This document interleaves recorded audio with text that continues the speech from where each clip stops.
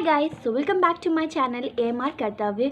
मेरा नाम है अंशिता और आज के वीडियो में हम लोग बात करेंगे मैथ्स का एक नया टॉपिक यूनिटरी मेथड की। गाइस, आज का ये टॉपिक हमारा बहुत ही इंपॉर्टेंट है क्योंकि ये सिर्फ हमारी स्टडीज़ से रिलेटेड नहीं है, हमारी डेली लाइफ जो सिचुएशंस होती हैं, प्रॉब्लम्स होती हैं, उनसे भी काफ़ी ये रिलेट रखता है। जैसे सब लोग शॉपिंग करने जाते होंगे, अगर कोई अगर बोल रहा है कि अगर 1 किलोग्राम शुगर का प्राइस है 20 रुपीज़, तो 50 किलोग्राम आपको लेनी है शुगर, तो उसका प्राइस क्या होगा। या फिर आप किसी कपड़े की शॉप में जाते हैं कपड़े लेने के लिए, अगर शॉपकीपर बोलता है आपसे कि 10 मीटर कपड़े का दाम है 50 रुपये, तो आपको 15 मीटर कपड़ा लेना है, तो उससे उसका दाम क्या होगा। तो इसके लिए ज़रूरी है आप लोग को यूनिटरी मेथड, ताकि आप लोग कोई पागल ना बना पाए, है ना। अगर हम लोग को यूनिटरी मेथड आता होगा तो हम लोग ईजिली किसी भी चीज़ का कॉस्ट बहुत ही आसानी से निकाल सकते हैं। तो चलिए, without wasting any more time, let's get started. Guys, जैसे हमारा ये फर्स्ट क्वेश्चन है, if the cost of 30 metres of cloth is rupees 345 and then find the cost of 16 meters of this cloth। हमें यहाँ पर वैल्यू दी गई है 30 metre cloth की 345 रुपीज़। हमें वैल्यू निकालनी है 16 मीटर ऑफ क्लोथ की, ठीक है। 16 मीटर की वैल्यू हम तभी निकाल पाएंगे जब हमें 1 मीटर क्लोथ की वैल्यू पता होगी। देन व्हाट विल बी, हम लोग क्या करेंगे, सबसे पहले इस 30 मीटर क्लोथ से हम लोग 1 मीटर क्लोथ की पहले वैल्यू निकालेंगे। तो हमारी फर्स्ट स्टेटमेंट बनेगी,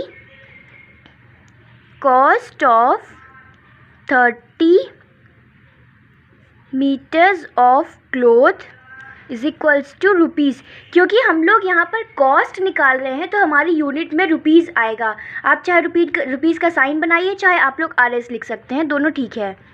340 हम लोग इसी 30 मीटर से, अब देखिए यहाँ पर हम लोग ज़्यादा से ज़्यादा यूनिट से कम यूनिट की तरफ हम लोग बढ़ेंगे। ज़्यादा यूनिट से कम यूनिट की वैल्यू निकालेंगे तो हम लोग डिवाइड करेंगे, ठीक है। जैसे हमारा एक ये पेन है, जैसे ये हमारा एक पेन है, इसे हमें ब्रेक करना है तो हम लोग क्या करेंगे, डिवाइड करेंगे, तो वैल्यू क्या होगी, छोटी होती जाएगी, ठीक है। वैसे ही cost of 1 metre of cloth is equals to rupees 345 upon 30। हमें ज़्यादा से कम की वैल्यू निकालनी है, 30 से 1 की वैल्यू निकालनी है, इसीलिए यहाँ पे हम लोग डिवाइड करेंगे। नेक्स्ट, यहाँ पर हम डिवाइड नहीं करेंगे क्योंकि हमारी कैलकुलेशन लंबी हो जाएगी, हम लोग आगे डिवाइड करेंगे। नेक्स्ट है हमारी statement, cost of 16 metres of cloth is equals to rupees 345 upon 30। अब देखिए यहाँ पे हमें कम से 1 मीटर ऑफ क्लोथ से हमें 16 मीटर ऑफ क्लोथ की, मतलब कम से ज़्यादा की वैल्यू निकालनी है, तो हम यहाँ पर मल्टीप्लाई करेंगे, multiply by 16। Now we will solve this. जो भी हमारा आंसर आएगा वो होगा cost of 16 metre of cloth. ये इसको हम लोग सॉल्व करेंगे तो हमारा आंसर आएगा 184। आंसर की स्टेटमेंट हमारी बनेगी, cost of 16 metres of cloth is rupees 184। देखिए हम लोगों ने ये क्वेश्चन निकालने के लिए क्या किया, सबसे पहले हम लोगों ने 30 मीटर से 1 मीटर ऑफ क्लोथ की वैल्यू निकालेंगे, मतलब यूनिट की वैल्यू, एक यूनिट की वैल्यू निकालेंगे। यूनिटरी मेथड में क्या होता है, यूनिटरी मेथड में मतलब यही होता है कि सबसे पहले हमें 1 यूनिट की वैल्यू निकालनी होती है, फिर हम जितनी हमसे यूनिट की वैल्यू पूछा जाएगा हम लोग उसकी इजीली वैल्यू निकाल लेंगे। यहाँ पर हम लोगों ने 30 से 1 की वैल्यू निकाली है, 1 मीटर ऑफ क्लोथ की, फिर 1 मीटर ऑफ क्लोथ से हम लोग चाहे जितनी भी यूनिट की कॉस्ट पूछे हम लोग उतनी निकाल सकते हैं। गाइस, हमारा नेक्स्ट क्वेश्चन है, if the weight of 13 metres long rod is 23.4 kilogram. अगर एक 13 मीटर लॉन्ग रॉड की का वेट 23.4 किलोग्राम है, then what is the weight of 6 metre long rod. तो 6 मीटर लॉन्ग रॉड का कितना वेट होगा, ठीक है। फर्स्ट स्टेटमेंट बनेगी हमारी, weight of 13 metres long rod is equals to 23.4 kilogram, ठीक है, यहाँ पर यूनिट लगाना बहुत ज़रूरी है वरना यूनिट के नंबर्स कट जाते हैं। अब हमें यूनिटरी मेथड से हम लोग सबसे पहले 13 मीटर लॉन्ग रॉड से 1 मीटर लॉन्ग रॉड की वैल्यू निकालेंगे कि 1 मीटर लॉन्ग रॉड का वेट क्या होगा। Weight of 1 metre long rod, जैसे हम लोगों ने पहले वाले क्वेश्चन में किया था, ज़्यादा यूनिट से हम लोग कम यूनिट की तरफ जब बढ़ेंगे तो हम लोग डिवाइड करते हैं। यहाँ पर भी सेम होगा 23.4 अपॉन 13 किलोग्राम। यूनिट हम लोग हैंड टू हैंड साथ साथ लिखते चलेंगे। हमें अब 6 मीटर लॉन्ग रॉड का वेट निकालना है, तो हम लोग निकालेंगे weight of 6 metres long rod is equals to, अब जब यहाँ पे कम यूनिट से हम लोग ज़्यादा यूनिट की तरफ बढ़ रहे हैं तो कम से जब ज़्यादा में बढ़ते हैं तो हम लोग मल्टीप्लाई करते हैं।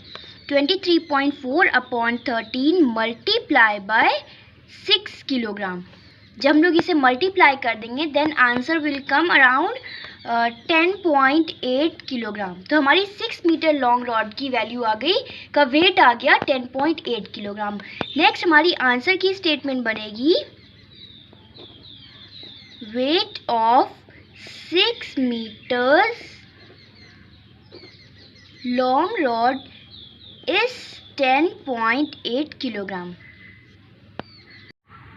सो गाइस, आज का ये हमारा लास्ट क्वेश्चन है और ये लास्ट क्वेश्चन होने के साथ साथ बहुत ही इम्पॉर्टेंट क्वेश्चन है, क्योंकि ये आपके एकेडमिक में ही नहीं, आपके ये अगर आप कोई कॉम्पिटिटिव एग्ज़ाम्स की तैयारी कर रहे हैं उसके लिए भी बहुत इम्पॉर्टेंट क्वेश्चन है ये। इस तरह का क्वेश्चन एक ज़रूर आपके क्वेश्चन में पूछा जाता है। क्वेश्चन है, if 25 men can do a work in 24 days, अगर 25 मेंस मिलकर एक कोई काम 24 डेज़ में करते हैं, then how many men will finish it in 20 days, तो कितने आदमी मिलकर उसी एक काम को 20 डेज़ में करेंगे। सो नाउ फर्स्ट स्टेटमेंट हमारी बनेगी, इन 24 days the work is completed by 25 men। हम लोगों ने 25 men को राइट साइड इसलिए रखा है क्योंकि हमें क्वेश्चन में ही पूछा जा रहा है हाउ मैनी men। जिस चीज़ की हमें वैल्यू निकालनी होती है उसे हम हमेशा राइट हैंड साइड में रखते हैं। अब यहाँ पर हमने निकाला कि 24 डेज़ में 25 men काम करेंगे। 24 डेज़ में 25 मेंस काम करेंगे। हम लोग अब निकालेंगे एक दिन में काम ख़त्म करने के लिए कितने आदमियों की हमें ज़रूरत पड़ेगी। इन 1 day the work is completed by, अब देखिए यहाँ पे ज़्यादा दिन है 24 डेज़, जाहिर सी बात है 24 डेज़ हमें मिल रहे हैं काम करने के लिए, तो हमारा कम आदमी में, कम इंसान में काम हो जाएगा। लेकिन अगर हम लोग को वही काम, उतना ही काम एक दिन में ख़त्म करवाना है तो जाहिर सी बात है हमें ज़्यादा आदमियों की ज़रूरत पड़ेगी। तो हम लोग यहाँ पर क्या करेंगे, मल्टीप्लाई करेंगे, हो जाएगा 24 मल्टीप्लाई बाय 25 men। ठीक है, नेक्स्ट इन 20 डेज़ हमें अब निकालनी है कि 20 डेज़ 20 दिन में काम ख़त्म करने के लिए कितने आदमियों की ज़रूरत पड़ेगी। इन 20 days the work is complete bye 25 multiply by 24। अब यहाँ पर हमें काम करने के लिए 20 डेज़ हमें ज़्यादा दिन मिल रहे हैं, तो जाहिर सी बात है हमारा कम आदमियों में काम चल जाएगा। हमें जहाँ यहाँ पे काम एक दिन में काम करने के लिए इतने आदमियों की ज़रूरत पड़ रही थी, तो अगर हमें ज़्यादा दिन मिलेंगे तो हमें कम आदमियों की ज़रूरत पड़ेगी। यहाँ पर हम लोग अपॉन 20 कर देंगे और यूनिट हमारी, क्योंकि हम मेंस निकाल रहे थे तो हमारी यूनिट यहाँ पर मेन ही रहेगी। जब इसको सॉल्व करेंगे तो 5 5 ज़ा 25 एंड 5 4 ज़ा 20, 4 1 ज़ा एंड 4 6 ज़ा 24, तो हो जाएगा 5 multiply by 6 men is equals to 30 men।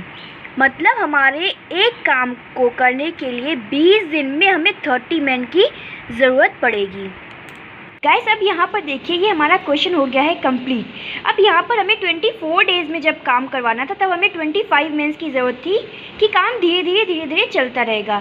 लेकिन कोई काम हमें अगर एक दिन में कंप्लीट करवाना है, एक दिन में कंप्लीट करवाने के लिए हमें ज़्यादा आदमियों की ज़रूरत पड़ती, ठीक है, क्योंकि हमें जल्दी अगर काम करवाना है तो हमें इंसान ज़्यादा चाहिए होंगे काम करने के लिए। हम अगर और ज़्यादा दिन कर दें, 20 डेज़ कर दें, 20 डेज़ में हमें 30 मिनट्स की ज़रूरत पड़ेगी। अगर हम लोग 24 डेज़ से कंपेयर करें, यहाँ पर दिन ज़्यादा थे आदमी कम, यहाँ पर आदमी कम है, सॉरी दिन कम है और आदमी ज़्यादा। गाइस जैसा कि आप लोगों ने तीनों क्वेश्चंस में देखा, तीनों क्वेश्चंस हमारी डेली लाइफ से रिलेटेड हैं, ठीक है। आई होप आप लोगों को तीनों क्वेश्चंस अच्छे से समझ में आ गए होंगे और आपके लिए हमने एक क्वेश्चन एज अ होमवर्क दिया है जिसका आंसर आपको नीचे कमेंट सेक्शन में हमें लिखकर बताना है।